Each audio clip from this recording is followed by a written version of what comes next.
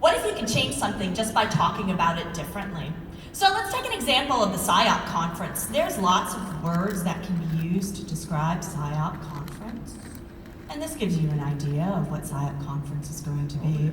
Or you could use words like this, and this gives you kind of a very different idea of what it's going to be, but they're both accurate, right? And when you put the two of them together, you get very different perspectives and more holistic perspective of what this organization can be. Well, the same thing can happen in your organization as well. These are some images of the FBI and how people think about the FBI, and most of them are true-ish. And if you look at the building there, that is so representative of our culture. It is big and bureaucratic and scary and all of those sorts of things. And these are fairly descriptive of the FBI, but what if I also told you that the FBI could be described in these ways? So if I put this up on the wall at the FBI and I stopped people and I said, hey, this is the FBI, they'd be like, no.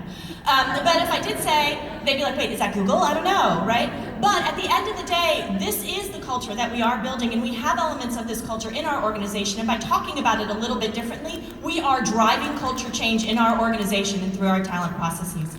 So in terms of employee engagement, our director, Jim Comey, you might have seen him on TV recently, he really believes that leadership should be evaluated in terms of what they do and how they do it. And when the employee survey comes out, leadership and engagement survey, it's like Christmas time for Jim Comey. He's so excited, but that has driven us from being a mission-only culture to a mission-first, people-always culture. And we work in diverse, multidisciplinary teams. We've been doing it for 108 years. We call them task forces.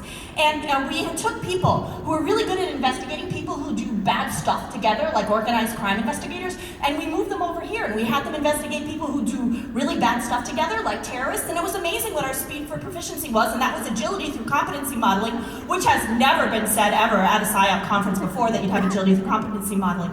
In terms of promotions, we believe that leaders are responsible for the care and feeding of other human beings, and you need to demonstrate that before you can be promoted as a leader. So you need to be a leader first, a technician second.